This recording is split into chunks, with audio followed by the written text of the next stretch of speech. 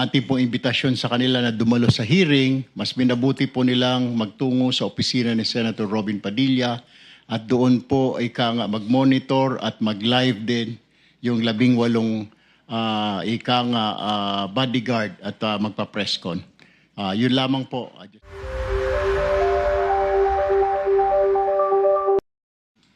Next slide, please. Attorney Matibag, Opo. before you continue, I would just like to inform everyone na yung pong 18 ex-bodyguards narito po sa building na ito, nasa tanggapan po ni Senator Robin Padilla, kasama po si Attorney Baligod. Despite po yung ating pong imbitasyon sa kanila na dumalo sa hearing, mas minabuti po nilang magtungo sa opisina ni Senator Robin Padilla at doon po ay mag-monitor at mag-live din yung 18 bodyguard at magpa-presscon. Yun lamang po. I just want to let everybody know na they're here in the building. Yung 18 po na yon kasama si Attorney Baligod. Pero ayaw po nilang bumabali dito sa ating hearing at nandoon po sila sa tanggapan ni Senator Robin Padilla. Continue, Attorney Mr. Chair. Matibag. Yes, go ahead, Sen. Risa. Mr. Chair, for the record lang po, bagamat ito pong dinadaos natin ngayon sa pamumuno ninyo na Blue Ribbon Committee ay meeting, pero inaasahan ko rin po na iimbitahan ng chair itong 18 ex-bodyguards sa hearing kapag fully constituted na yung committee. And dapat po, hindi nila baliwalain yung imbitasyon ng komite. Dahil pag ginawa pa nila po iyon, magiging subject po sila sa subpoena and show cause order at higit pa mula sa komite. Salamat po, Mr. Chair. Noted po, Senator Ontiveros, gagawin po natin yan. Pero for now kasi, ang ginawa po natin ay inimbitahan lamang natin dahil ito po ay isang meeting lamang, organizational meeting po ng Blue Ribbon Committee. Kaya po hindi po natin mapapwersa yung mga yon, pero inimbitahan po rin natin gayon pa man noong pong Miyerkules para walang masabi po yung kabilang grupo, yung minority bloc na iniiwas po natin at ayaw natin sila imbitahan. So for the record po, nabanggit po kanina ng Secretary at inimbitahan po ang 18 na ito kasama po si Attorney Baligod. Subalit po hindi po sila at nagpahayag na po sila kani-kanina lamang na hindi po sila bababa rito bagkus sila po ay bisita ni Senator Robin Padilla. Mr. President, Mr. Chairman, just for the record, baka kasi hindi naintindihan masyado ng ating mga kababayan.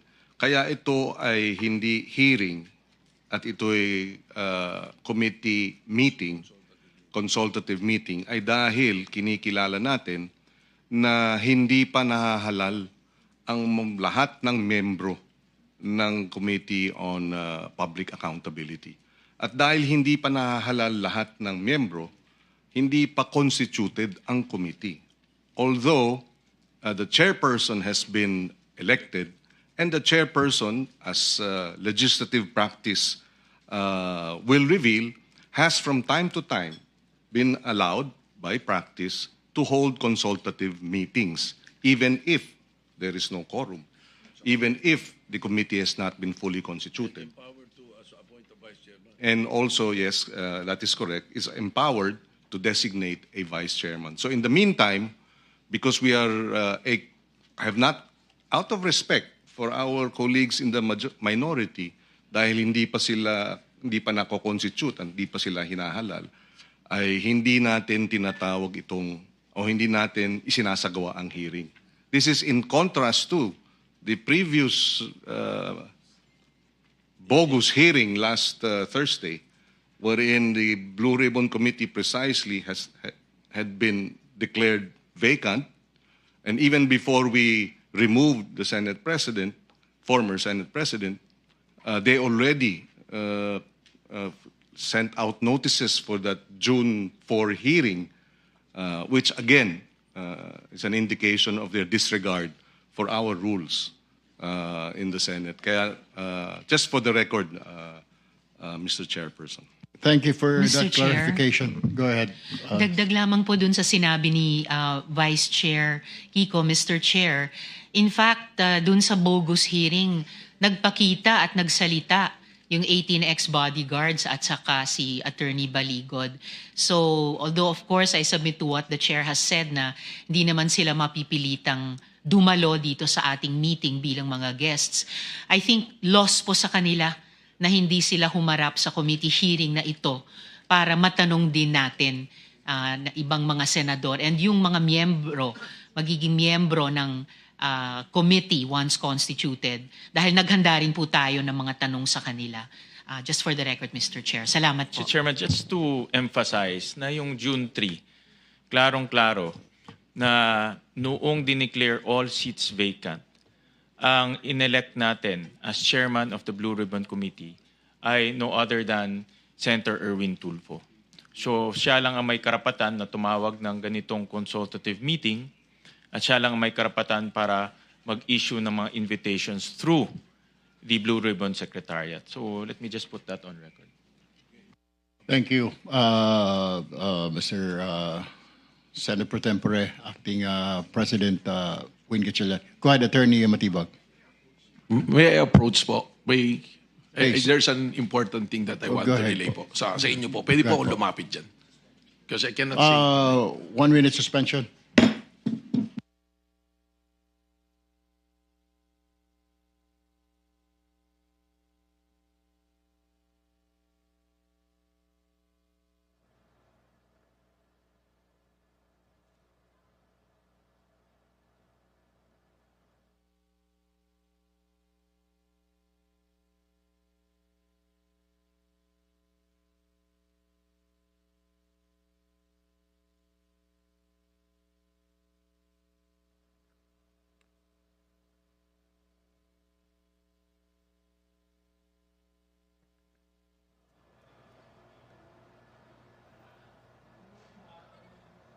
Alright, mga kapuso, patuloy po ang pagdinig. Nagkaroon ng isang minutong suspensyon para makalapit si NBI Director Attorney Melvin Matibag kay Senator Erwin Tulfo dahil meron daw siyang nais sabihin. Pero mga kapuso, sa punto po ito, dumating na rin sa Senado ang ilang nagpakilalang dating tauhan ni Zaldico. At may ulat si Ian Cruz. Ian? Yes, Pia, sa mga sandaling ito, narito tayo sa lobby ng Senado. Nakita na natin at nagsalita na rin kanina si Attorney Levito Baligod at kasama nga niya itong mga nagpakilalang dating sundalo. At ang sinasabi niya, Pia, ay talagang dadalo sila sa pagdinig. Handa daw silang dumalo sa anumang pagdinig sapagkat wala naman daw silang kailangan itago. Bukas naman daw sila sa lahat ng investigasyon. Sa ngayon, Pia, ay hindi pa sila nakakapanik sapagkat inaayos pa yung VMS o yung Visitor Management System kasi kailangan mag-login doon, may mga QR code na kailangan at pag naayos na yan, ay inaasahang papanik sila doon sa ikalawang palapag nitong Senado kung saan naroon nga ang plenary hall at ginagawa yung hearing ng Senate Blue Ribbon Committee. Ang isa sa mga nababanggit ni Senador nitong si Attorney Baligod ay sana nga daw ay isa sa mga tingnan ay nabanggit nila itong si Senador Erwin Tulfo, kaya sana nga ay ang nais nila ay huwag itong mamuno doon sa pagdinig. Pero syempre, linawin pa natin yung kanyang hinihiling ngayon. At sa ngayon, ang sinasabi niya, yung ibang mga kasama niya ay mayroon pa raw namatayan at may galing pa ng probinsya. Pero kumpleto naman daw silang lahat dito ngayon at wala pa problema kung dadalo sila dito nga sa pagdinig ng Senate Blue Ribbon Committee. At Pia, ngayon dumating din si Senador Robin Padilla.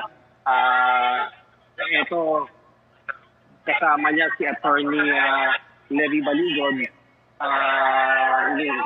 Hindi pa natin alam Pia, kung didiretso na ba sila talaga papanig sa session hall o pupunta muna doon sa tanggapan ni Senador Padilla. Lahat ay Attorney, Oo. didiretso Ian? na ba kayo sa hearing ngayon?